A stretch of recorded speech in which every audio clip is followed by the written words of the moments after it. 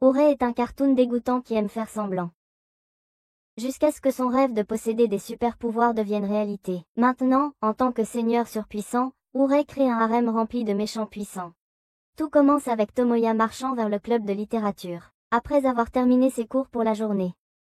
Cependant, en entrant dans la pièce, elle est accueillie par Urei se tenant la main comme s'il avait mal.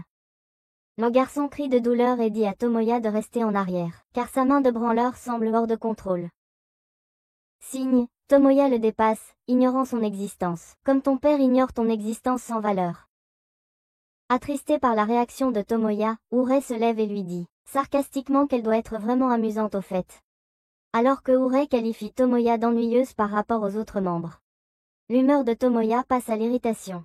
Elle dit à Urei que ce qu'il a dit n'est tout simplement pas vrai car ses problèmes avec sa mère ont rendu impossible pour elle d'être ennuyeuse. Avec cela, Tomoya dit aussi à Urei que tout le monde en a assez de son comportement de schizophrène.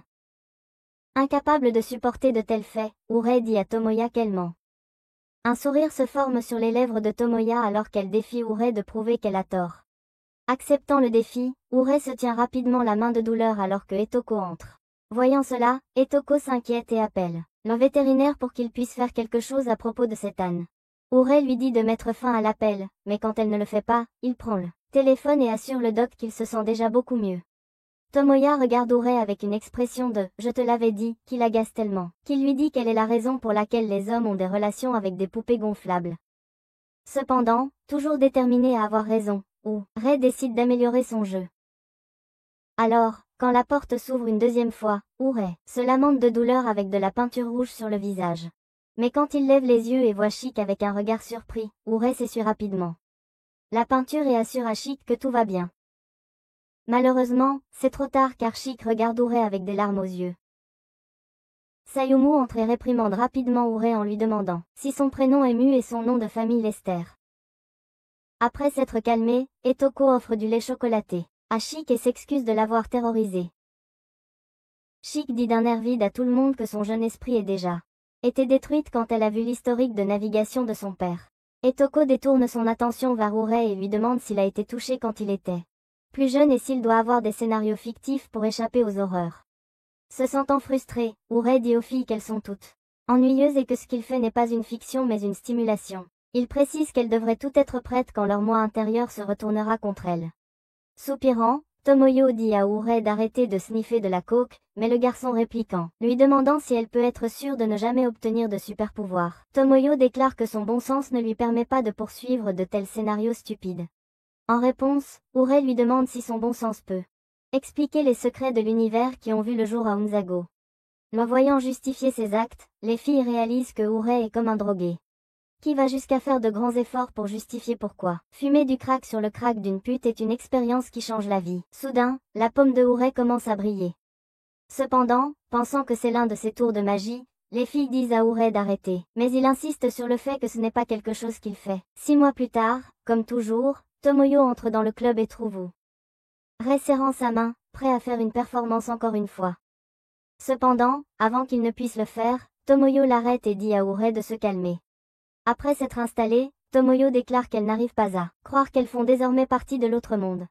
Soudain, Betoko arrive, ce qui incite Urei à prendre position. Il tend sa main et dit à Etoko que sa paume brûle. Entendant cela, Etoko libère une énorme bulle d'eau qui engloutit Urei. Voyant la scène se dérouler, Tomoyo intervient rapidement en gelant le temps et en sortant Urei de la bulle d'eau. Après l'avoir sauvée, Tomoyo dit à Urei qu'elle aurait souhaité que sa mère l'ait engloutie à la place de la bulle d'eau. Soudain, Shifuyu apparaît du mur, choquant Etoko, qui déclare qu'elle ne pourra jamais s'habituer au pouvoir de Shifuyu. Seiyan arrive peu après et dit à Urei qu'à cause de son agitation constante, d'autres clubs ont déposé une plainte pour bruit auprès du conseil des étudiants. Alors que Urei s'excuse pour son comportement, Seyumi tourne son attention vers les membres du club, et leur demande de se préparer pour le contrôle mensuel des super-pouvoirs. Les membres du club de littérature sont alors repérés, dans un désert où Etoko et Shifuyu s'affrontent. Shifuyu dirige une série de flèches vers Etoko, qui déclenche un tourbillon pour annuler l'attaque. Il s'avère que Shifuyu possède le pouvoir du monde créé, ce qui lui permet de créer n'importe quoi, y compris l'espace. D'un autre côté, Etoko a le pouvoir de manipuler les 5 éléments.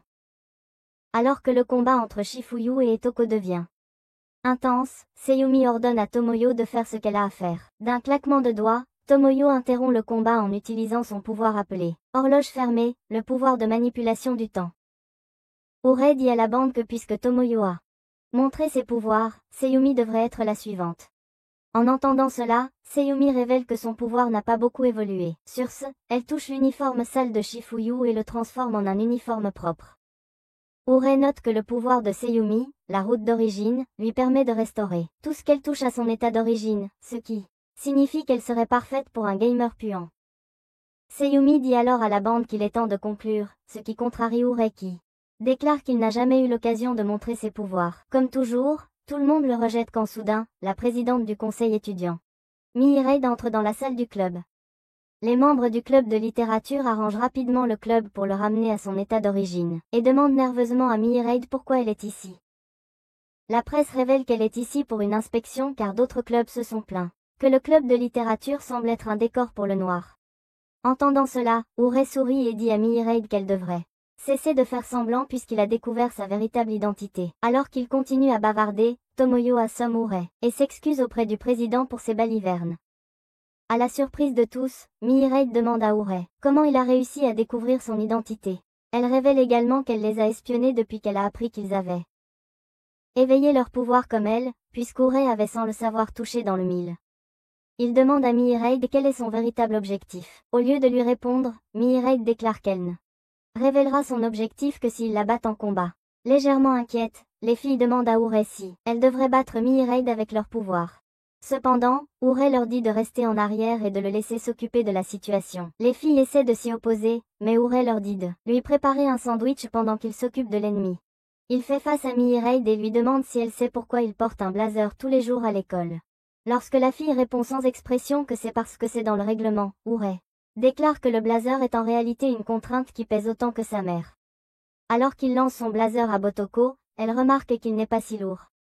Ce qui signifie que Urei ne faisait que déblatérer des absurdités. Tomoyo s'inquiète car elle sait que le pouvoir de Urei n'est pas si impressionnant. Entre-temps, Urei libère son pouvoir appelé Ténèbres. Et Ténèbres, qui n'est qu'une boule de feu noir flamboyant. Mais alors qu'il révèle son pouvoir, Mihireid le vole rapidement, révélant qu'elle a la capacité de voler des pouvoirs. Triste, Urei révèle comment il chuchotait des mots doux à son pouvoir. Puis supplie Mihireid de le lui rendre. Cependant, Mihireid examine la boule de feu et réalise qu'elle est totalement inutile.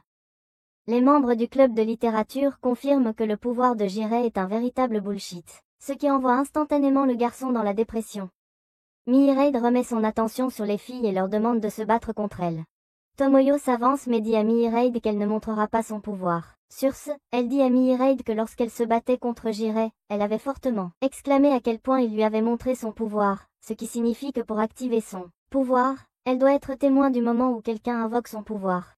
Alors que Mihireid peine à répondre, Tomoyo sourit triomphalement, réalisant que sa spéculation était correcte. Elle annonce alors que puisqu'elles ne peuvent pas montrer leur super pouvoir, cela signifie qu'elles devront en venir aux mains.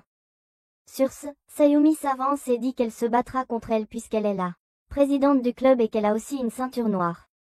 Alors que Sayumi submerge Mihireid, la présidente du conseil des étudiants s'excuse rapidement, et dit qu'elle n'a jamais eu de mauvaises intentions. Il s'avère que Mihireid avait débloqué son super pouvoir il y a quelques mois. Au lieu de se réjouir, Mihireid vivait dans une peur et une confusion constante jusqu'à ce qu'elle reçoive un tuyau anonyme sur le club de littérature. Cela l'a poussée à espionner Urei et les filles, et en apprenant leur pouvoir. Mihireid est devenue craintive et a décidé de les combattre avant qu'elle ne lui saute dessus. Une fois le malentendu clarifié, Mihireid a rendu à Urei ses pouvoirs. Cependant, cela les amène à une question plus pressante alors que les filles se demandent qui a envoyé à Mihireid l'information les concernant. Le lendemain, Urei rassemble tous les membres du club de littérature et leur demande de choisir un surnom pour eux-mêmes au cas où ils deviendraient des super-héros. Cependant, Tomoyo s'oppose instantanément et dit à Urei qu'elle ne veut pas jouer le rôle d'une résidente d'un hôpital psychiatrique. Furieuse de cela, Urei l'appelle une -bas mangeuse de bactéries et lui rappelle que tout le monde a accepté cela. Tomoyo, se sentant offensée, essaie de s'opposer encore une fois, mais les autres membres finissent par la convaincre. Finalement, Tomoyo soupire et dit à Urei qu'elle trouvera un pseudonyme. Satisfait, Urei demande à Hitoko si elle a déjà travaillé sur d'autres projets. Hitoko révèle alors avec fierté comment elle a trouvé un surnom, Hitoko rouge. Une vague de malaise envahit Urei qui dit à Hitoko qu'elle ne peut pas simplement ajouter une couleur à son nom et appeler ça un pseudonyme. Il se tourne ensuite vers Sayumi et est satisfait lorsqu'elle propose des surnoms créatifs. Cependant, il dit à Sayumi que ces surnoms sonnent trop mignons et enfantins, comme si elle essayait d'attirer un modérateur Discord. En entendant cela, Sayumi rougit vivement et s'excuse rapidement pour aller aux toilettes. Avec Sayumi partie, Urei tourne son attention vers Shifuya, qui révèle ses surnoms, qui ressemblent tous à des tentatives de se faire condamner. Finalement, Shifuya opte pour le surnom Ananas, au grand désarroi de Urei. Juste au moment où Urei s'apprête à se désabonner de la vie, Tomoyo révèle qu'elle a trouvé un surnom, paradoxe éternel. Alors que Tomoyo explique qu'elle a trouvé ce surnom, sachant qu'il sonnera comme de la musique. À ses oreilles, Urei commence à pleurer et déclare que le mentoré a enfin dépassé le mentor.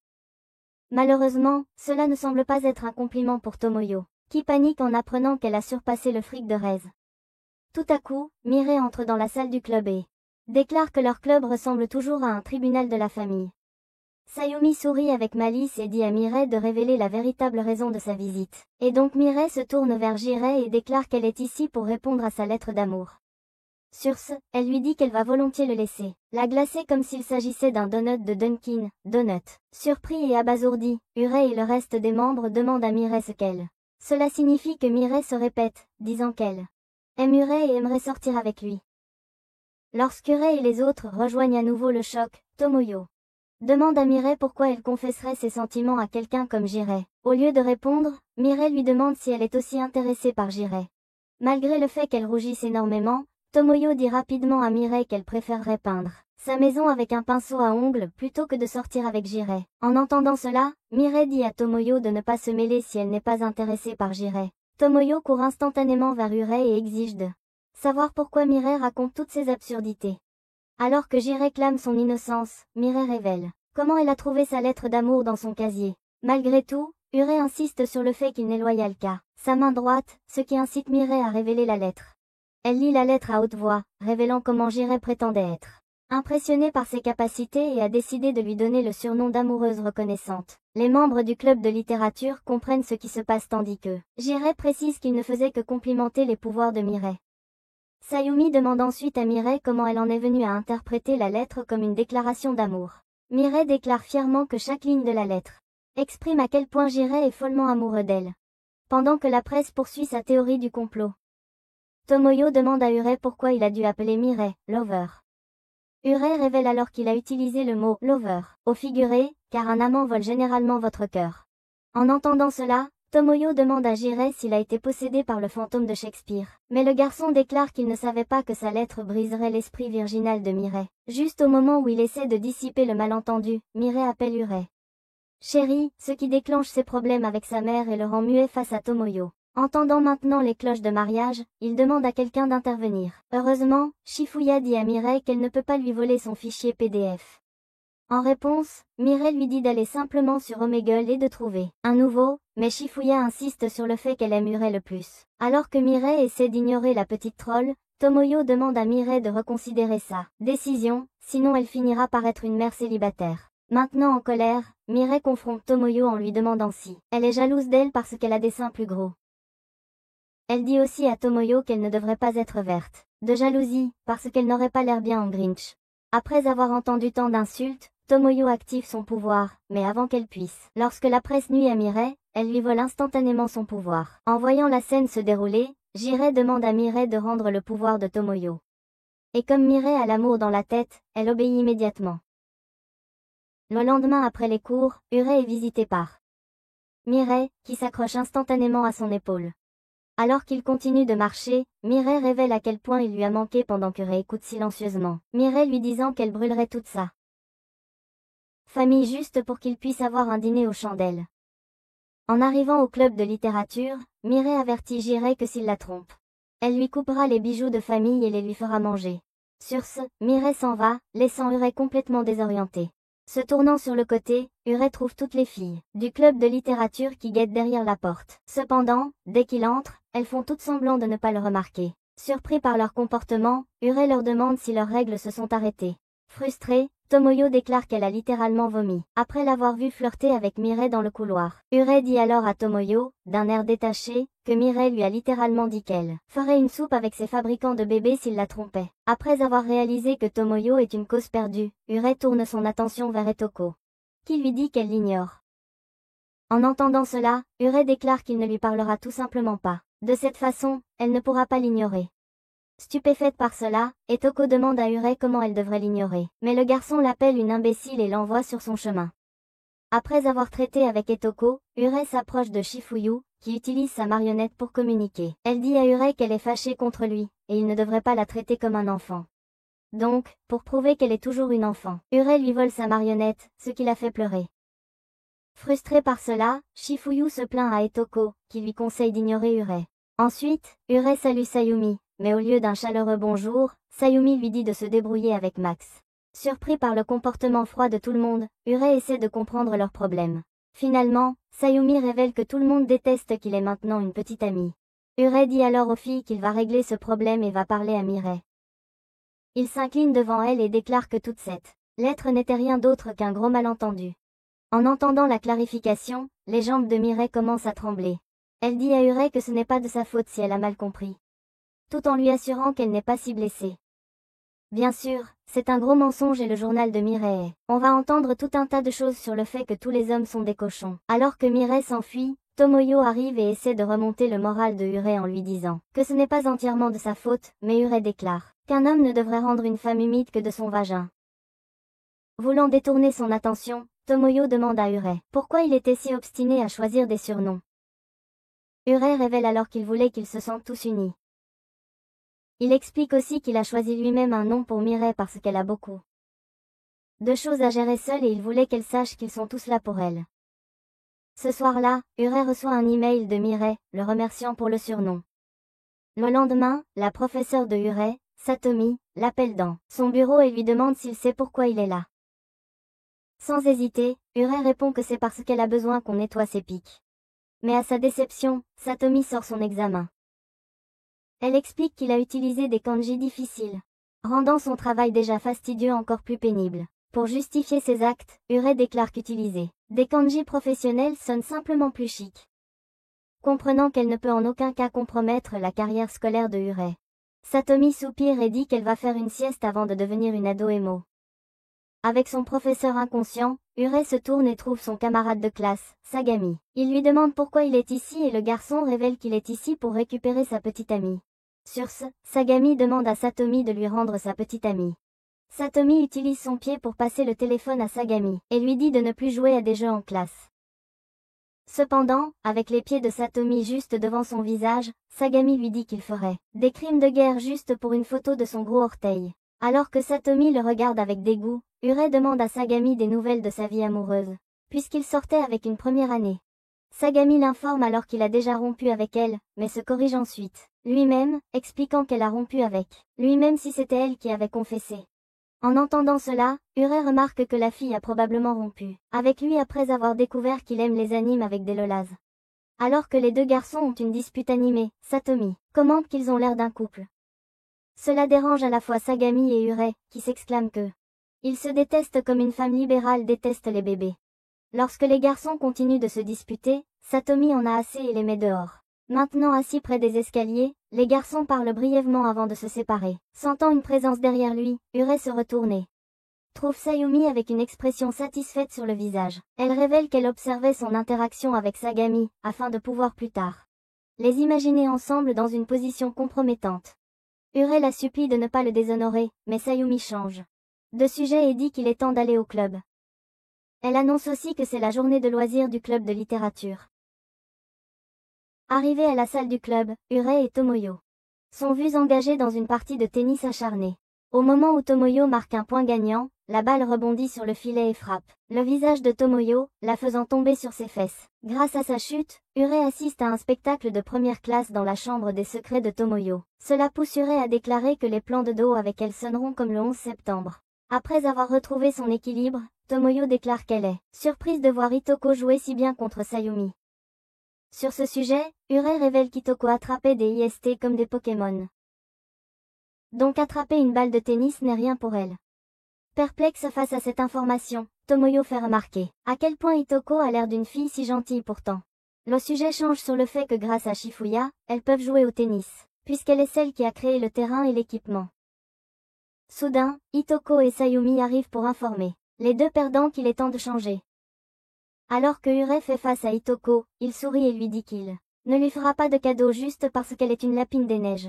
Hitoko sourit et dirige une boule de feu vers Ure, ce qui met fin à le match car il n'y a aucun moyen qu'un perdant comme Ure puisse contrer ça. Une fois que le club revient à son état original, Hitoko s'excuse auprès de Ure d'avoir presque montré un aperçu de son après-vie. Alors que Ure se remet de cette raclée, il sort un livre, appelé la Bible sanglante où il range tous ses surnoms.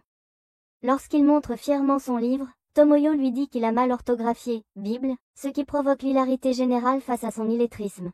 Au moment de rentrer, les filles expriment soudainement le désir d'aller au karaoké. Enthousiasmé par l'idée, Ure déclare qu'il veut venir aussi. Mais bien sûr, les filles lui disent que comme il a la même taille qu'elle, il ne peut pas venir avec elle. Après beaucoup de gênement, Ure cherche sa Bible, sanglante mais se rend compte qu'elle manque à son sac. Pris de panique, Ure dit aux filles d'y aller car il doit retrouver sa Bible. Sans réfléchir à deux fois, les filles décident de partir, laissant Ure gérer ses problèmes. Cependant, quelques secondes plus tard, Hitoko raconte au groupe comment, quand ils étaient enfants, tout le monde l'appelait Tétine, même si elle détestait ce surnom. Puis Ure est arrivé et lui a donné un surnom excentrique, que tout le monde trouvait si bizarre, qu'ils ont simplement décidé de l'appeler par son nom. En entendant cela, les filles disent à Hitoko que Ure n'a pas fait ça par bonté de cœur. Hitoko répond en disant qu'elle le sait mais grâce à l'indifférence de Ure, elle n'a pas été tourmentée davantage. En accord avec Hitoko, Sayumi déclare que Ure est peut-être un idiot, mais qu'il est toujours utile dans des situations difficiles. Avec cela, elle révèle que lorsqu'elle s'est demandé si elle devait ressusciter les morts ou non avec son pouvoir, Ure lui a fermement déconseillé de le faire. Et il avait raison car elle sait qu'elle ne sera jamais la même. De même, Shifuyo révèle comment Ure lui a dit de ne pas créer de vie avec son pouvoir. Après avoir partagé leurs histoires, les filles réalisent à quel point Ure a pris le temps d'analyser leur pouvoir et même de trouver des noms cool. Pendant ce temps, Ure arrive à l'école à la recherche de sa Bible. En entrant dans la salle du club, il trouve un garçon punk tenant sa Bible. Alors que le garçon feuillette la Bible, il dit à Ure qu'il a trouvé quelques noms intéressants. Il sort ensuite son propre carnet et dit à Ure qu'il l'appelle les reverses Crux Records, surprenant Ure. En trouvant quelqu'un qui correspond à son fric, Ure demande instantanément au garçon son nom. Et donc, le punk déclare qu'il s'appelle Kiryu. Comme c'est le coup de foudre, Ure et Kiryu se dirigent vers un café où Ure étudie les Crux Records de Kiryu et complète les surnoms avec une signification profonde qui est attachée. Kiryu commente alors comment il est venu au club de littérature pour espionner les méchants mais a fini par retrouver son frère. Et en apprenant que Kiryu est un ancien élève, Ure déclare qu'ils étaient vraiment destinés à se rencontrer. Alors que leur conversation progresse, Tomoyo arrive et reconnaît instantanément Kiryu. Il s'avère qu'ils sont frères et sœurs, partageant le même père mais ayant des mères différentes. Tomoyo dit à Kiryu de rentrer à la maison, mais il lui répond sèchement non. Avant son départ, Kiryu dit à Ure qu'ils se reverront. Une fois que Kiryu s'en va, Tomoyo parle à Ure de la façon dont Kiryu a toujours été cet individu incroyable et intelligent. Mais un jour, il découvre la chaîne YouTube de Nikakero Avakero, et commence à affirmer que le monde a tout faux. Le lendemain, en se rendant à l'école, Ure tombe sur Shifuya, qui révèle qu'elle a quitté l'école primaire. Comme Shifuya se sentait assez triste, Ure décide de lui faire un tour de dos jusqu'à l'école. Cependant, en chemin, son dos faible lâche, et il demande à Shifuya de marcher comme une paysanne. Cela ne plaît pas à Shifuya qui commence à complimenter son dos, ce qui nourrit son ego, poussant Ure à porter Shifuya jusqu'à l'école. En arrivant, Ure souffle et halète comme s'il était prêt à faire exploser la maison en paille d'un cochon, lorsque soudain, une fille peu attirante salue Shifuya. Instantanément, la fille commence à remettre en ordre l'uniforme de Shifuya. Surpris par le comportement de la petite fille, Ure demande à Shifuya qui est cette lèche-botte. La petite fille finit par reconnaître la présence de Ure et se présente comme Cookie. En entendant son nom, Ure a un orgasme cérébral instantané, en s'extasiant sur à quel point son nom est cool. Voyant un adolescent danser devant elle, Cookie demande à Shifuya qui est ce vert. Lorsque Shifuya l'informe qu'il ne s'agit de personne d'autre que Ure, Cookie réalise que c'est le gars du club de littérature. Ure finit par se calmer et dit à Cookie de rester toujours ami avec Shifuya. Mais comme les enfants ne sont rien d'autre que des démons de l'entrejambe, Cookie lui dit impoliment qu'elle n'a pas besoin de lui dire cela. Une fois que les filles entrent, Urey se demande pourquoi Shifuya voulait quitter l'école primaire. Urey décide d'aller simplement à sa propre école. À son arrivée, Urey heurte accidentellement Satomi qui lui dit qu'il doit faire attention aux personnes qui marchent en dormant. Urey lui répond bêtement qu'elle est la seule à faire cela jusqu'à ce que Satomi change de sujet et demande à Urey si Shifuya traîne avec eux. Lorsqu'Urey confirme, Satomi s'arrête un instant puis déclare que ce n'est pas normal que Shifuya traîne avec lui et les autres membres. Après ses cours, Urey entre dans la salle du club. Avec tout le monde présent, Urey dit d'un ton sérieux qu'avec le pouvoir de Shifuya, ils peuvent facilement faire des cosplays. Cela contrarie les filles car elles pensaient que Urey allait dire quelque chose de sérieux. Donc, pour le punir, elles font porter une tenue de maid à Urey. Sayumi commence immédiatement à prendre des photos puis dit à Urey qu'elle va écrire l'histoire la plus torride sur lui dans Sagami. AO3 est jamais vu. Après avoir été victime de harcèlement, Urey dit à Sayumi que c'est à son tour, alors, à contre-cœur, Sayumi est obligée de porter des bloumés. En voyant Sayumi dans cette tenue, Urey dit à tout le monde que les cuisses de Sayumi auraient facilement pu être la raison de la chute de Rome. Bien sûr, cela lui vaut un coup de poing dans le ventre. Ensuite, Hitoko doit faire un cosplay en fils. Shifuya déclare que c'est elle qui a eu cette idée. Puisqu'elle ne peut pas être le fils que son père voulait. Elle pourrait aussi bien être le fils qui illumine la vie des gens. Autour de Shifuya, elle est obligée de porter une robe que son ex aurait dû porter. Enfin, c'est au tour de Tomoyo, et elle porte une armure bikini que tout le monde trouve cool. Sans perdre une seconde, Tomoyo se tourne vers Urey et lui demande ce qu'il pense de sa tenue. Lorsque le garçon la complimente timidement, Tomoyo est ravi. Son sourire ne passe pas inaperçu auprès de Hitoko. Soudain, Shifuya dit à Urey de prendre une photo d'elle ensemble afin d'immortaliser ce moment. Après avoir pris des photos, la bande reçoit une visiteuse inattendue. Satomi attendant à la porte, Urey dit rapidement à Shifuya de dissiper son pouvoir. Cependant, lorsque Shifuya obéit, la bande se retrouve en tenue d'Adam. Après avoir pris un moment pour ajuster leurs uniformes, les membres du club de littérature laissent enfin entrer Satomi. Satomi demande à Shifuya si son mal de ventre va mieux depuis qu'elle a quitté l'école primaire plus tôt. Lorsque Shifuya a du mal à répondre, Somi lui demande si elle ment. Shifuya se cache derrière son ours en peluche, ce qui pousse Satomi à être indulgente. Elle dit à Shifuya de se comporter correctement puis prend congé. Maintenant seule, Urey et les autres essaient de demander à Shifuya ce qui ne va pas. Mais au lieu de répondre à quiconque, Shifuya se téléporte chez elle. Urey termine les activités du club pour la journée et rentre chez lui en réalisant qu'il est seul à la maison. Urey fait ce que fait tout garçon dégoûtant de son âge. Après avoir enlevé tous ses vêtements, Urey se prépare pour une session de tir, quand soudain Shifuya se téléporte chez lui et le surprend. Avant qu'il ne puisse avoir un rendez-vous avec son monstre. Ne voulant pas que le FBI défonce sa porte dans cette économie, Urey essaie de renvoyer Shifuya chez elle, mais la fille révèle qu'elle a eu une dispute avec Kyuki qui lui a dit de cesser de traîner avec Urey et le reste des membres du club de littérature. Cependant, ressentant toujours un profond désir de se perdre dans l'oubli, Urey dit à Shifuya qu'ils peuvent en parler demain à l'école. C'est alors que Shifuya révèle qu'elle a en fait quitté Kyuki toute seule chez elle. Quand Urey essaie de la renvoyer, Shifuya lui dit que c'est trop gênant pour elle. Soupirant, Urey lui demande si elle aimerait qu'il parle à Kyuki. Shifuya acquiesce rapidement et envoie Urey chez elle en utilisant un cercle de téléportation. Chez Shifuya, Kyuki est accueilli par un Urey à moitié habillé qui essaie maladroitement de la saluer. L'esprit jeune de Kyuki commence à se briser et elle se précipite instantanément vers Shifuya pour l'avertir au sujet de l'homme nu et laid. Alors qu'elle lui implore de ne pas traîner avec Urey et les autres, Shifuya lui dit froidement qu'elle ne l'écoutera pas. Le cœur brisé, Kyuki lui demande si elle n'aime pas être avec elle, mais Shifuya l'assure qu'elle aime passer du temps avec elle. Elle ajoute également qu'elle traîne avec Urey et les plus grandes filles parce qu'elle l'aide à comprendre certaines choses. Confuse, Kyuki lui demande d'être plus claire, mais Shifuya déclare sèchement qu'elle ne peut pas en parler davantage. Blessée par cela, Kyuki lance un regard noir à Urey et court en larmes past Shifuya. Le lendemain, Urey remercie Shifuya de ne pas avoir dit à Kyuki leur pouvoir secret.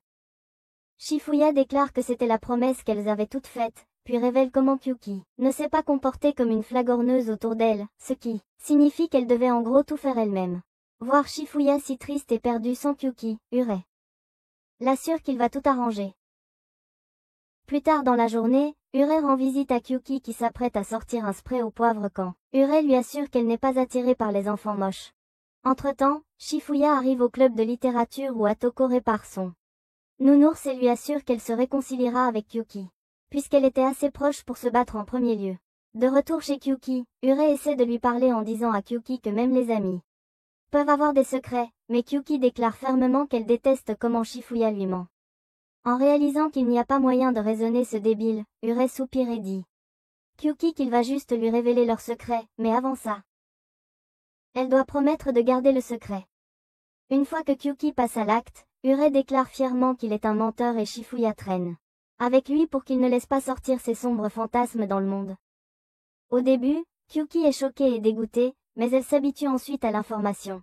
Tout à coup, une voiture s'arrête et Shifuya en sort en tenant un autre jouet en peluche. Elle révèle que Satomi l'a déposé car elle voulait lui offrir ce jouet en peluche comme symbole de leur amitié.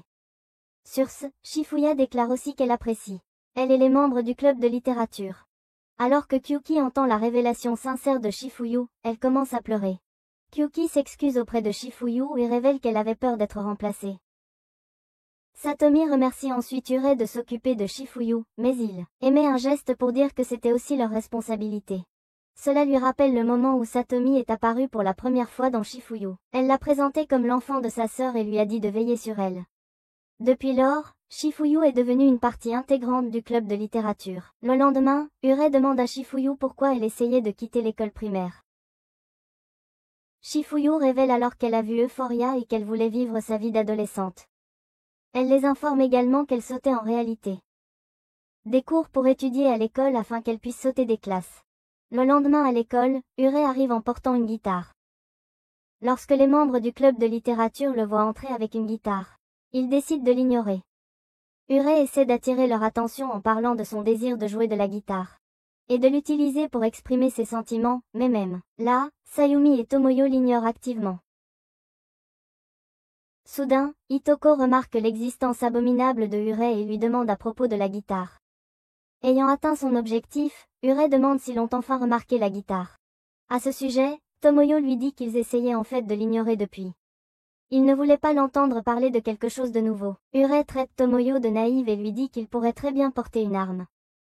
Et si c'est vraiment le cas, alors elle devrait savoir qu'elle est en haut de sa liste de haine. Tomoyo soupire et dit à Ure d'arrêter de plaisanter. Sayumi la rejoint et lui dit que s'il veut qu'elle voie sa guitare, alors il ferait mieux de se dépêcher. Prenant l'avertissement de Sayumi à cœur, Ure ouvre le coffre à guitare dévoilant une guitare rouge. Il présente ensuite la guitare comme Infinity Maria, alias sa partenaire de vie.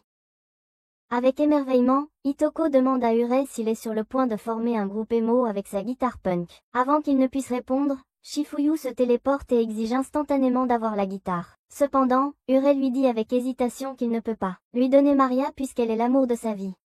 Sur ce, Shifuyu demande à Ure de fermer les yeux. Quand Ure obéit et ferme les yeux, Shifuyu lui demande alors de les rouvrir. Devant lui se trouvent deux guitares rouges identiques. Shifuyu lui dit alors de choisir Maria parmi les deux guitares. Réalisation de ce qui se passe, Ure déclare que c'est sûrement un test de son amour pour Maria. Shifuyu affirme et lui dit que s'il échoue à désigner la vraie Maria, alors elle prendra la guitare pour elle. Une fois qu'Ure se met au travail, Shifuyu augmente les enjeux en lui disant que la guitare qu'il pense être fausse sera alors réduite en morceaux par ses propres mains. Soudain, Ure dit à Shifuyu qu'il a compris sa stratégie et ensuite brise les deux guitares. Souriant fièrement, Ure déclare qu'il sait qu'elle se moquait de lui et qu'elle cache probablement la vraie Maria ailleurs. Cependant, à son grand malheur, Shifuyu révèle qu'elle ne ferait jamais une telle malice et qu'elle était en fait juste et honnête. En entendant cela, Ure entre immédiatement en deuil, réalisant que son esprit maléfique lui a coûté Maria. Voyant Jiraiya agir comme Roméo, Sayumi lui dit qu'elle peut ramener Maria grâce à ses pouvoirs. Plus tard dans la journée, alors qu'il rentre chez lui avec Hitoko, Ure réalise qu'il a oublié son sac dans la salle du club. Il s'excuse auprès d'Hitoko et lui demande de partir sans lui. Pendant ce temps, dans la salle du club, Tomoyo se tient devant le miroir et s'imagine confronté à un adversaire redoutable. À son insu, Ure voit et entend tout. La porte s'ouvre soudainement et Tomoyo se retrouve prise au piège comme un cerf dans les phares. Elle rougit profusément alors que Ure se vante de la manière dont elle l'a toujours taquiné pour être un loser schizo, mais maintenant elle fait la même chose. Tomoyo, à la fois en colère et honteuse, dit à Urei qu'il ne devrait pas la taquiner, puisqu'il se comporte fréquemment comme un fou. En réponse, Urei dit à Tomoyo qu'il veut juste qu'elle admette qu'il est amusant de s'engager dans des scénarios imaginaires, et il est en fait heureux de voir quelqu'un apprécier ce qu'il a aimé depuis si longtemps.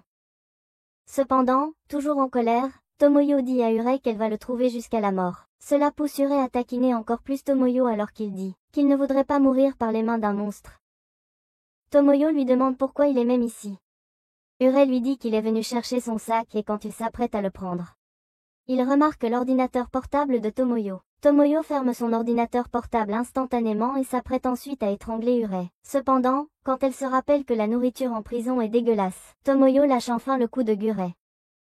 Essoufflée, Urei demande à Tomoyo si elle essaie d'écrire un roman léger. Au début, Tomoyo dit à Urei qu'elle essaie juste de passer le temps, mais Urei lui dit d'arrêter de mentir car il a clairement vu une note de la date limite de soumission du nouveau prix des auteurs. Maintenant énervé, Tomoyo demande à Urei comment il a réussi à tout voir en une milliseconde. Elle lui dit alors que s'il veut rire d'elle, il devrait le faire. À sa surprise, Urei lui demande pourquoi il devrait rire.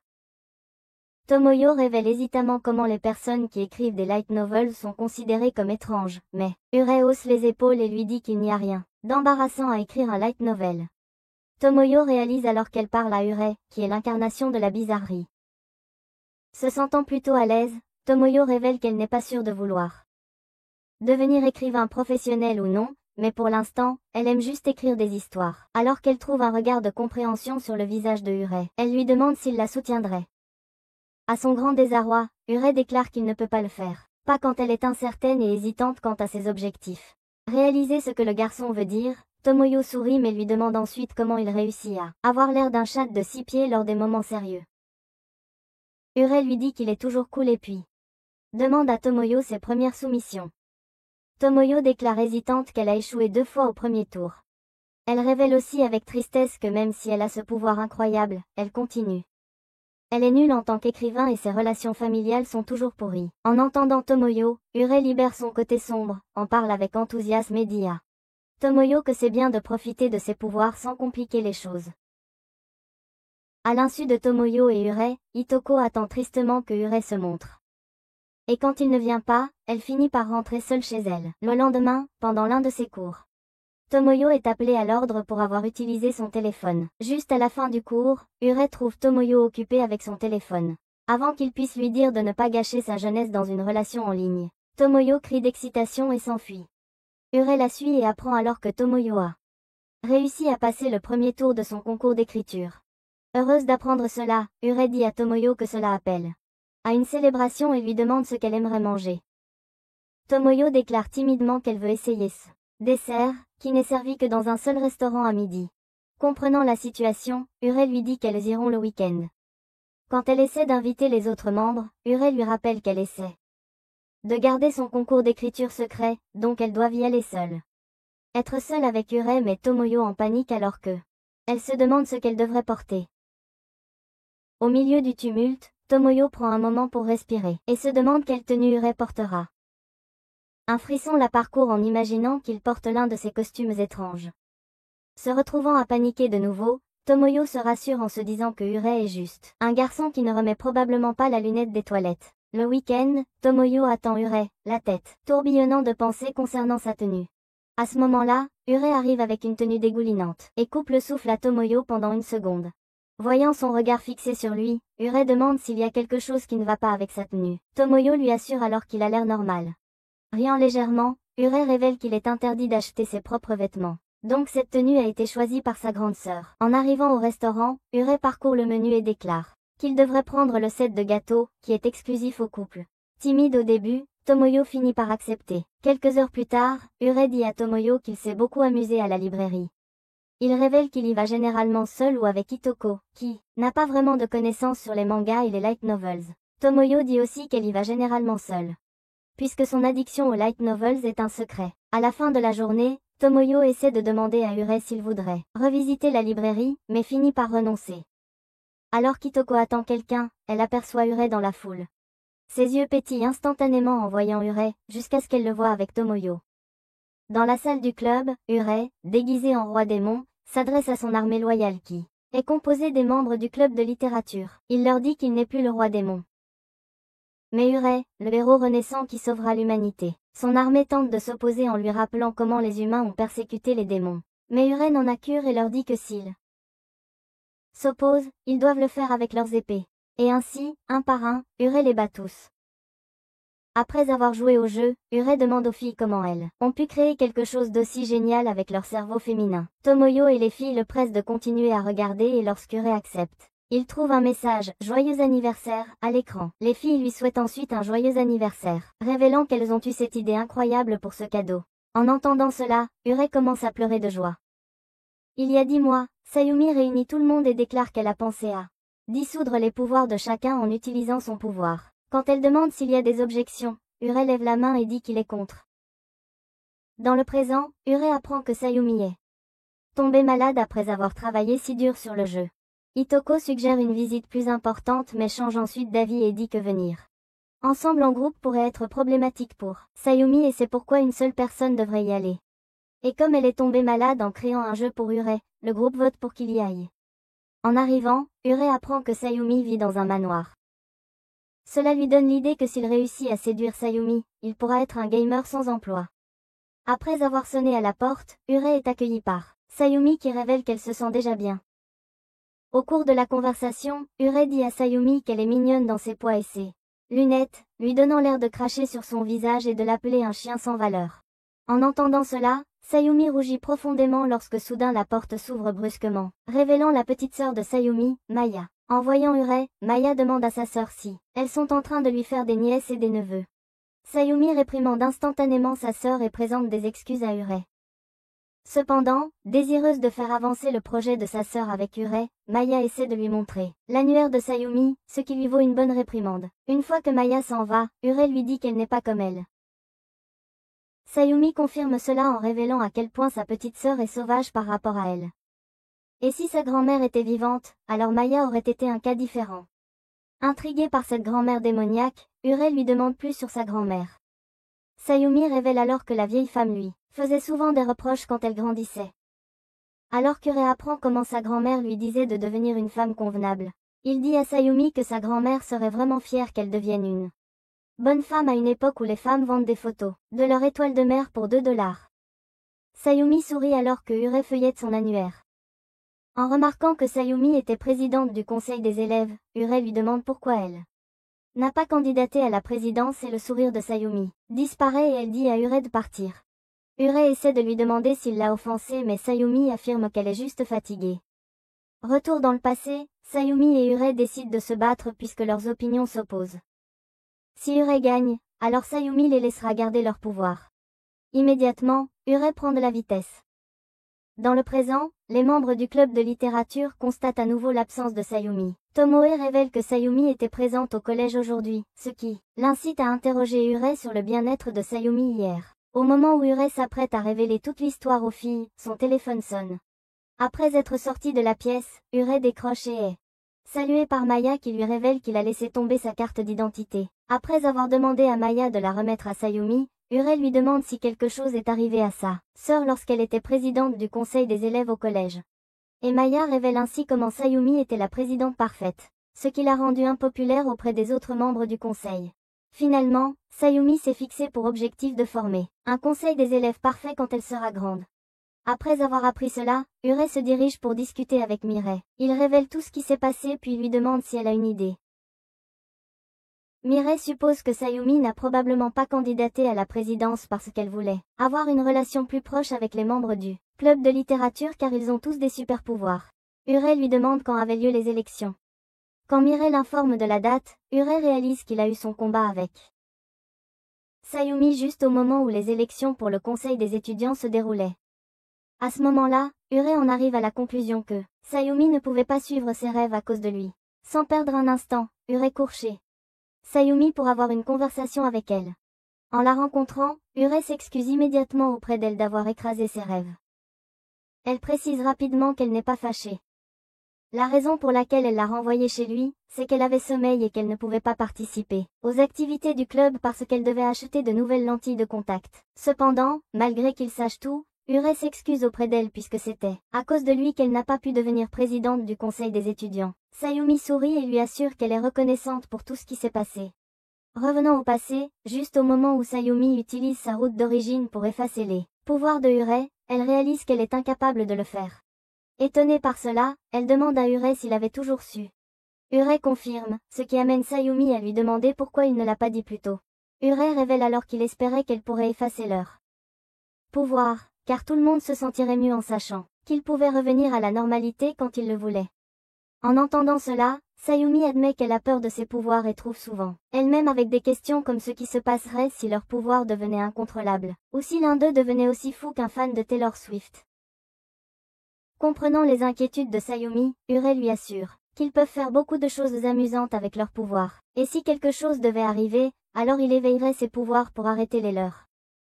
Dans le présent, Sayumi dit à Ure qu'elle essayait de devenir présidente pour trouver la paix par rapport à son traumatisme au collège, ce qui signifie qu'elle n'aurait pas été parfaite pour le rôle. Ure dit alors à Sayumi que la perfection n'existe pas dans ce monde et qu'elle est charmante telle qu'elle est. Sayumi sourit et dit à Ure que même si la perfection n'existe pas, elle aimerait quand même essayer et que cela lui suffirait. Quand ils étaient enfants, Hitoko, étant une imbécile, a regardé l'alarme incendie qui a déclenché l'évacuation de toute l'école dans le hangar. Maintenant effrayée par les fessées et les ceintures qui arrivent vers elle, Hitoko a décidé de se cacher sous l'escalier. Ure la trouve et lui assure que si elle a peur de s'excuser, alors il s'excusera avec elle, à son grand soulagement. Dans le présent, Hitoko se réveille et regarde la photo de Ure avec les autres membres du club de littérature et devient triste. Pendant ce temps, Ure se fait botter les fesses par sa grande sœur qui lui demande d'invoquer Hitoko plus tard ce soir. Ure lui rappelle gentiment qu'Hitoko n'est pas le majordome démon Sébastien qu'il peut juste l'invoquer. Machi fait la moue et dit à Ure que si Hitoko vient chez eux, ils pourront tous les deux manger un repas délicieux puisqu'Hitoko est le rêve humide de Gordon Ramsay. S'accordant avec Machi pour une fois, Ure invite Hitoko chez lui. Cela rend Hitoko plutôt heureuse car maintenant elle peut montrer à Ure et aux hommes gras et chauves qu'elle est une waifu. À l'école, Tomoyo surprend Hitoko de bonne humeur et s'enquiert à ce sujet. Mais bien sûr, comme Tomoyo est une rivale, Hitoko se contente de sourire. Alors qu'ils arrivent plus tard au club de littérature. Pour une fois, le groupe décide de faire une activité normale du club en parlant de littérature. Après avoir collectivement envoyé balader Shakespeare pour avoir inventé Oedipe, roi, le groupe décide de se quitter pour la journée. Hitoko dit joyeusement à Ure qu'ils devraient rentrer ensemble. Mais à son grand désespoir, Ure lui dit de s'en aller car il doit parler à Tomoyo. Avant de se transformer en une fille de rêve pétillante, Hitoko essaie de rester positive et dit à Ure qu'elle peut l'attendre. Mais Ure lui dit de le laisser tranquille. Ne voulant pas montrer à Ure ses motifs de meurtre, Hitoko sourit et laisse Ure à ses propres affaires. Après avoir récupéré les ingrédients pour le dîner de ce soir, Hitoko se remémore un moment du collège. Ure lui demande avec excitation si elle a lu le roman léger qu'il lui a donné. Hitoko révèle nerveusement qu'elle a essayé de le lire, mais qu'elle a réalisé à quel point c'est différent de Wattpad, alors elle a perdu tout intérêt. En entendant cela, Ure sourit brièvement et dit à Hitoko que c'est normal si elle ne peut pas comprendre à quel point les romans légers sont incroyables, car tout le monde n'a pas bon goût. Pendant ce temps, dans la salle du club, Ure et Tomoyo décident de libérer leurs excentricités en faisant semblant de combiner leurs pouvoirs. Tomoyo prend alors soudainement conscience que faire ce genre de conneries envoie certaines personnes à l'asile. Elle s'arrête donc rapidement et dit à Ure qu'elle rentre chez elle. Avant qu'elle ne puisse partir, Ure lui demande si elle n'a pas été capable d'écrire une histoire pendant l'activité du club de littérature, parce qu'elle se croit bien meilleure que les autres membres, et cela la met sous une pression inutile. Tomoyo confirme tristement les spéculations de Ure, et révèle aussi comment elle n'a pas été capable de progresser dans le light novel sur lequel elle travaille. Avec ça, elle avoue aussi que l'idée qu'il lise son manuscrit la terrorise. Elle panique. Ure lui dit qu'elle est juste dans une mauvaise passe, mais Tomoyo lui répond avec colère qu'il ne devrait pas enjoliver la réalité pour elle. Car la vraie raison pour laquelle elle n'arrive pas à écrire, c'est qu'elle est une incapable, une nulle, qui se prendrait un énorme nom de Simon Cowell si elle postulait à Britain's Got Talent. Ure dit à Tomoyo qu'il admire son dévouement, et que cela devrait beaucoup compter pour elle, car il n'admire personne d'autre. Après s'être quittée pour la journée, Ure arrive. Elle rentre chez elle et s'excuse auprès de Hitoko de l'avoir laissée. Hitoko sourit et lui demande de quoi il a parlé avec Tomoyo. Avant qu'il puisse répondre, Ure reçoit un message de Tomoyo, ce qui le distrait.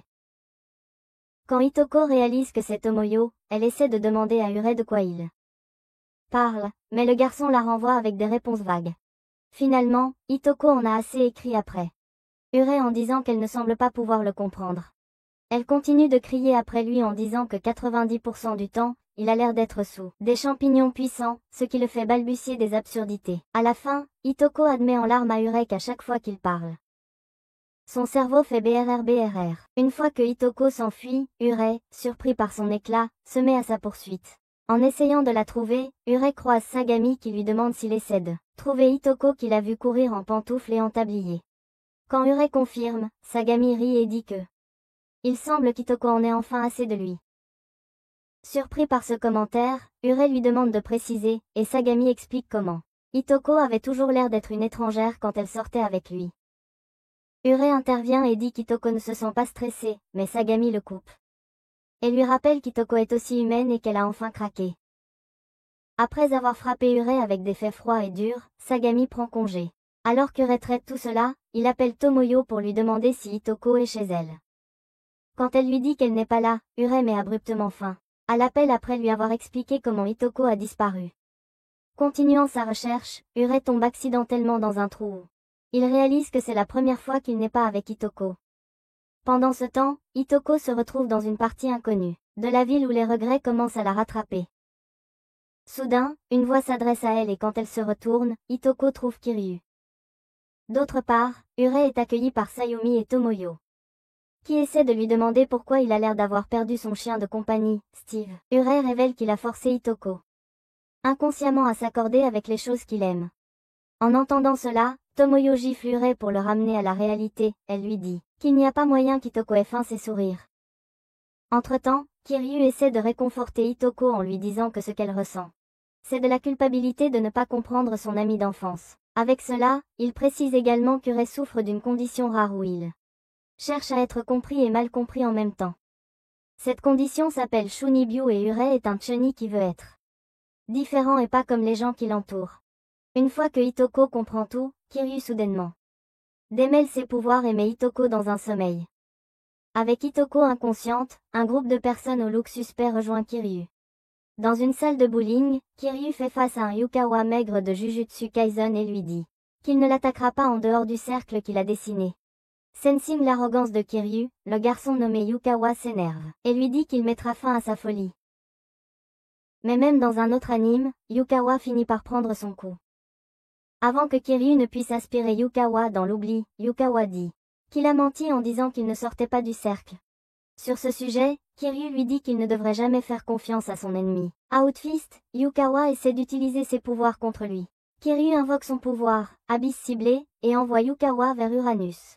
Maintenant à l'intérieur d'une voiture, Kiryu voit Yukawa traîner devant le bowling et dit qu'il est assez frustrant qu'après la bataille, ses ennemis reviennent à la vie sans aucun souvenir de leur combat. Une petite fée devant lui dit à Kiryu que c'est la loi des guerres de fées.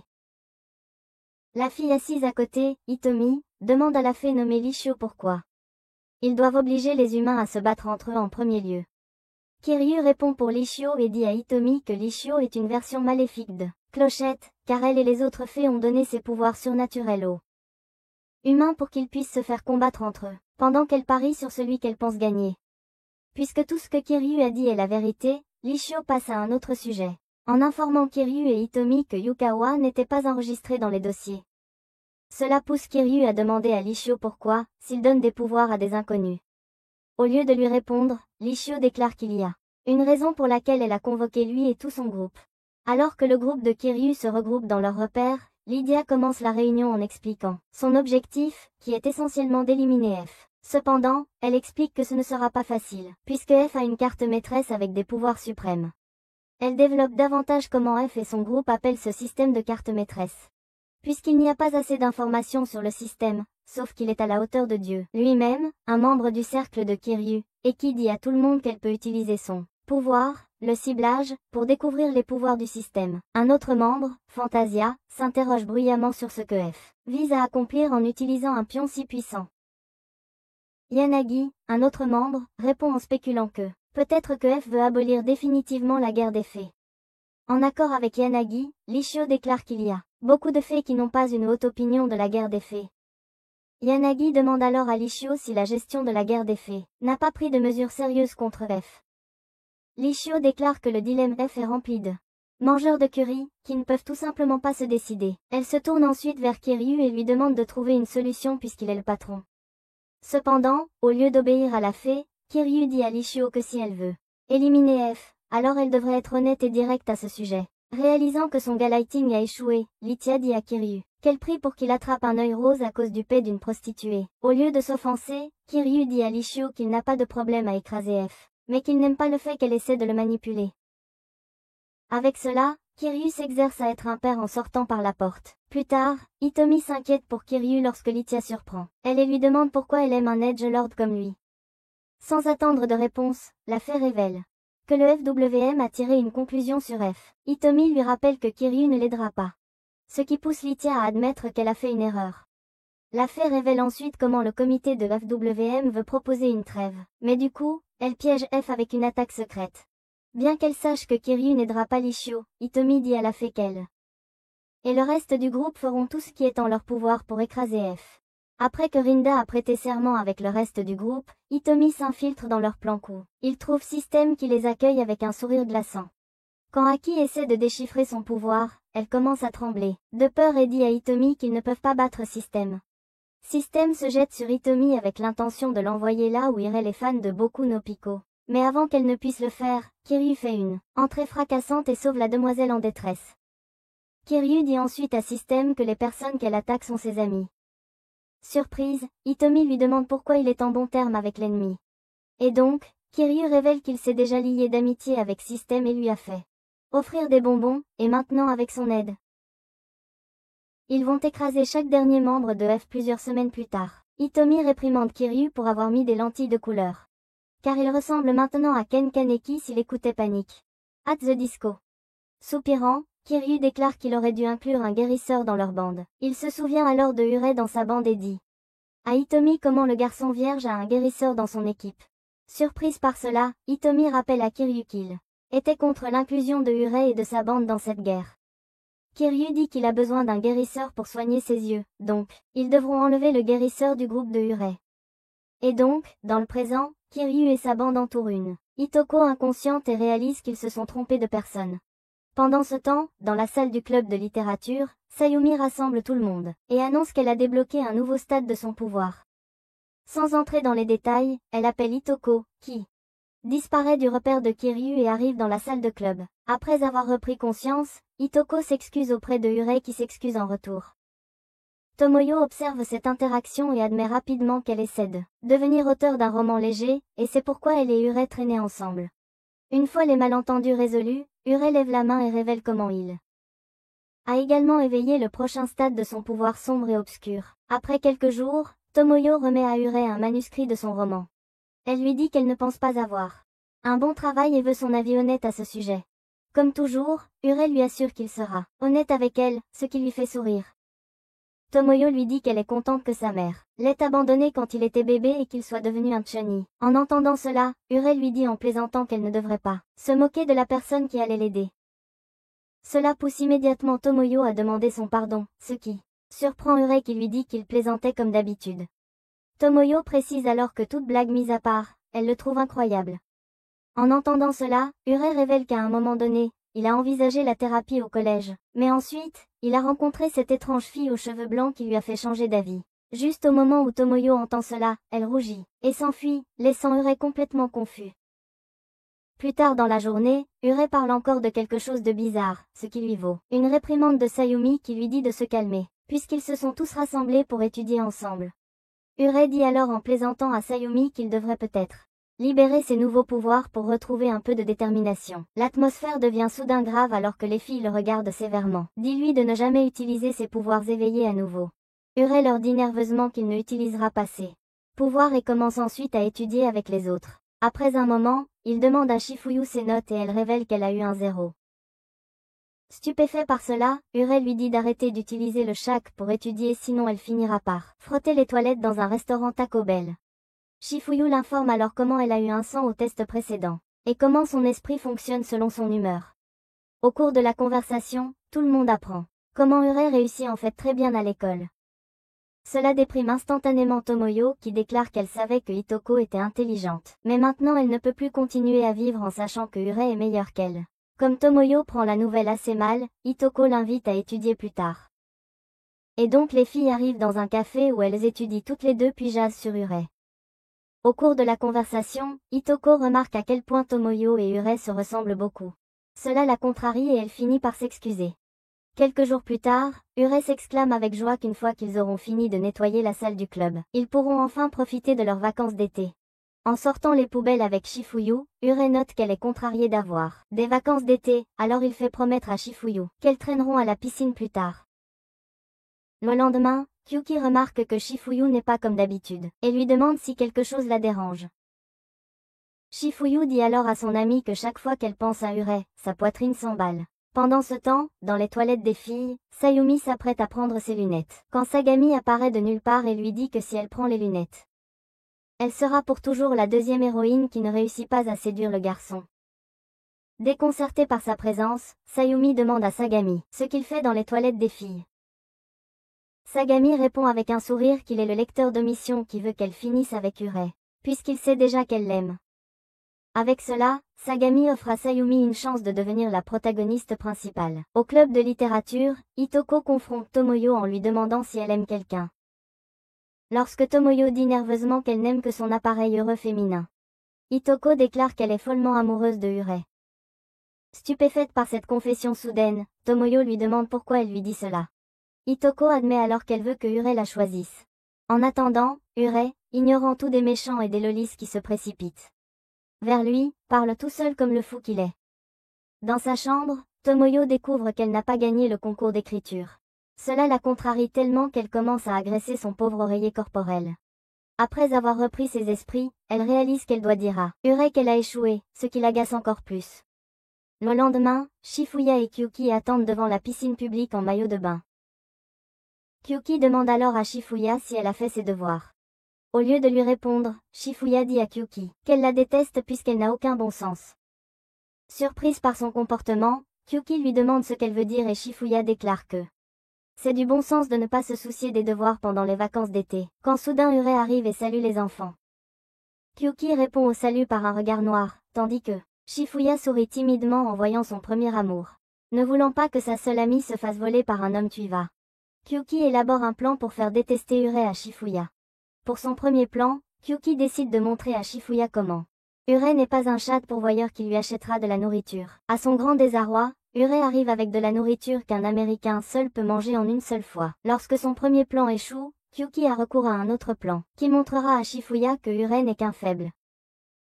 Elle s'approche furtivement d'un homme musclé avec l'intention de lui demander de se faire passer pour Ure. Mais alors qu'elle se tient devant lui, Kyuki réalise rapidement qu'elle est une lâche timide qui ne peut pas parler aux inconnus. Soudain, Ure arrive et la sauve, ce qui la fait pleurer de soulagement. Alors que son deuxième plan échoue, Kyuki force Ure à participer à un quiz pour montrer à Shifuya à quel point Ure est écervelée. L'animateur révèle que la personne avec le plus de bonnes réponses recevra une voiture, tandis que la personne à la deuxième place recevra un dauphin en peluche. Shifuya tombe instantanément amoureuse du dauphin, que Ure prend rapidement en observation. Au fur et à mesure que le quiz progresse, l'animateur commence à poser des questions conçues pour les adultes. Cela dérange Shifuya, mais Ure lui assure de ne pas s'inquiéter et répond à toutes les questions avec aisance, au grand désarroi de l'animateur. Une fois qu'Ure gagne la compétition, l'animateur commence à craindre de perdre sa voiture. Mais à sa surprise, Ure prend le dauphin et le remet à Shifuya. Cela choque aussi Kyuki qui lui demande pourquoi il n'est pas allé pour la voiture. Ure lui dit calmement qu'il a gagné leur sourire. En entendant cela, le cœur de Kyuki commence à battre la chamade. Plus tard, Kyuki réfléchit à ses sentiments et constate que son cœur hésite pour Ure, quand le diable en personne s'adresse à elle avec tout sérieux. Ure lui dit de rester toujours amie avec Shifuya car finalement, lui et les membres du club de littérature suivront leur propre chemin après l'obtention de leur diplôme. En entendant sa demande, Kyuki réalise qu'elle avait tort à propos de Ure car il n'a jamais suivi les pas de son pasteur et voyait juste Shifuya comme un enfant. Le lendemain, Ure reçoit un appel de Sayumi et court la retrouver. En la rencontrant, Sayumi lui demande de sortir avec elle. Quand ils arrivent à la piscine publique, Ure rit de son destin pourri. Sayumi dit à Ure de la retrouver à l'intérieur et une fois qu'il est parti, Segumi arrive et dit à Sayumi que tout se passe comme prévu. Malgré son agacement, Sayumi met le maillot de bain, préparé par Sagami, et va retrouver Urei. Une fois que le garçon voit Sayumi, il lui dit que Dieu devra prendre son âme pour l'empêcher de renifler ses aisselles. Sayumi rougit au compliment mais dit à Urei de se détendre. Alors qu'il se dirige vers la piscine, Sayumi est de nouveau salué par Sagami, qui l'informe tranquillement que le maillot de bain est transparent lorsqu'il est mouillé. Cela pousse Sayumi à faire tout son possible pour éviter l'eau. Finalement, Sayumi réalise que Sagami lui a menti pour jouer avec sa tête. Maintenant furieuse, elle confronte Sagami en le frappant. Elle lui dit ensuite qu'elle en a fini d'être son animal de compagnie et s'en va. Après un retour, Sayumi apprend à Urei à nager avec des sourires et dit qu'il est content qu'elle soit de retour à la normale. Sayumi lui sourit et dit à Urei qu'elle l'aime, tel qu'il est. Cette nuit-là, Tomoyo appelle Urei et lui demande s'il est libre. Quand Urei l'informe qu'il part en vacances avec sa famille et la famille de Hitoko, Tomoyo devient triste et raccroche. Une fille aux cheveux blancs lutte contre son vélo quand Urei arrive et l'aide à sortir de ce mauvais pas. Reconnaissante, la fille le remercie dans un style chunny, ce qui énerve Urei, qui dit à l'étrangère étrange qu'elle ne devrait pas. Je vis dans ce monde fictif puisque ce n'est pas réel. Cela contrarie la fille qui se la joue femme fatale, sur Urei en le percutant avec son véhicule. Elle dit ensuite à Urei que le monde fictif existe dans leur cœur, et que cela suffit. Étonnée par de si sages paroles, Urei reste sans voix.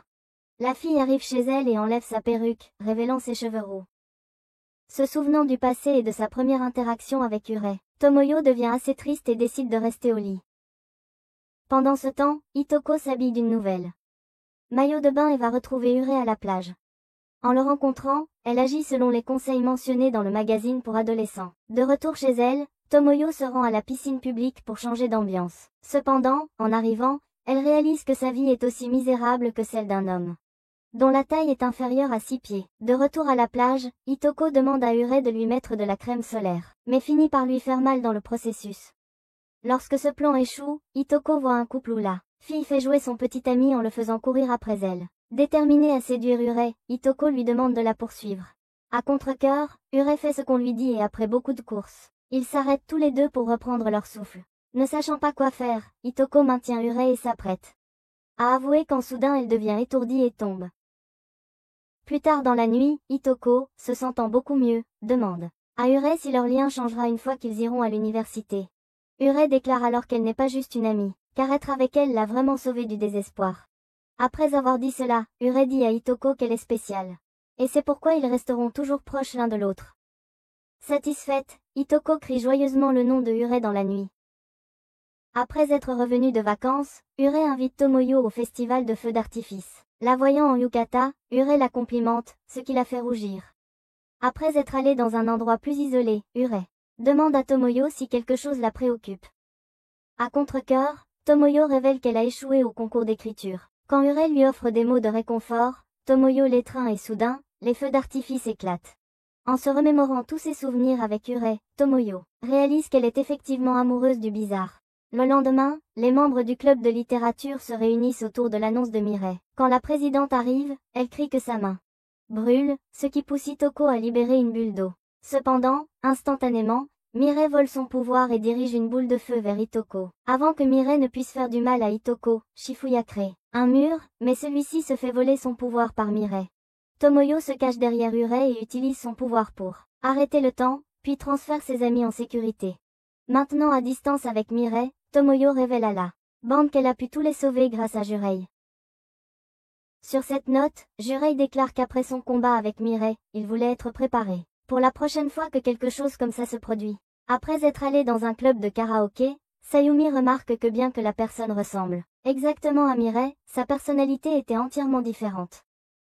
Cela pousse Urei à spéculer que quelqu'un d'autre pourrait manipuler Mirei. Pour confirmer ses soupçons, Urei appelle Mirei et lui demande si la vraie Mirei est en sécurité quand l'imposteur refuse de répondre. Jurei lui dit de venir lui parler au club de littérature. La ligne se coupe et dans le bureau du conseil des étudiants, la fausse Mirei se demande pourquoi Jurei voudrait la rencontrer. Sagami apparaît par derrière et déclare qu'il y a aucun moyen que Jurei sache quoi que ce soit sur les guerres des fées. Sur ce, Sagami dit à l'imposteur que si elle parvient à détruire l'équipe Jurei, elle peut rejoindre leur côté même si elle est une ancienne employée de F. L'imposteur dit à Sagami qu'elle ne peut vraiment pas lui faire confiance mais n'a pas le choix. Sagami déclare poliment qu'elle devrait lui faire confiance, puisqu'il est celui qui garde son vrai corps en sécurité. Pendant ce temps, dans le club de karaoké, Jurei demande aux filles de le laisser utiliser ses pouvoirs. Une fois que les filles acceptent à contre-cœur, Urei va rencontrer l'imposteur nommé Nenula qui l'attaque instantanément. Urei ricane et libère Dark et la deuxième forme de Dark, que Nenula rapidement vole, mais elle pousse un cri de douleur lorsque sa main commence à brûler. Jurei rit et dit que Dark et la phase 2 de Dark brûlent la main de l'utilisateur. Lorsque Nenula essaie d'utiliser le pouvoir élémentaire de Hitoko pour éteindre les flammes, Jurei lui dit que c'est inutile. Retour au moment où il a d'abord libéré la phase 2 de Dark et Dark, Jurei a hurlé de douleur, incitant Hitoko à utiliser son pouvoir, mais peu importe ce qu'elle faisait, les flammes ne s'éteignaient pas. Finalement, Sayul a demandé à Shifuya de créer un coupe-tête noir qui a ensuite été utilisé pour couper le bras de Urei. Dans le présent, Urei force Nenula à revenir à son corps sinon elle souffrira comme lui. À contre-cœur, Nenula fait comme on lui dit et une fois que Miri est de retour, Jurei la console puis coupe sa main dans la sienne. Une fois que Nenula revient dans son corps, elle fait une crise de colère et demande à Segami une autre chance, mais il lui dit tranquillement que son temps est écoulé. Kiryu apparaît par derrière et utilise ses pouvoirs pour détruire les souvenirs de Nao. Avec cela, il dit à Segami de rester éloigné de l'enfant vierge alias Urei. Une fois que les choses retournent à la normale, Sayumi explique toute la situation à Miri, tandis que Tomoyo et Hitoko clarifient leur malentendu l'une avec l'autre. Ce jour-là, Urei arrive tôt et dit à Shifuya de ne jamais utiliser ses pouvoirs pour quelque chose de maléfique car leurs pouvoirs ne sont censés être que cool. Juste au moment où il libère Dark et Dark, Tomoyo le frappe pour avoir agi comme un fou. Pendant que le reste de la bande les regarde avec amusement. Qui pensez-vous qu'il a l'air le mieux avec Urei? Faites-le nous savoir en commentant que les aisselles de Sayumi gagnent. Et si vous aimez les résumés d'anime, alors regardez cette vidéo.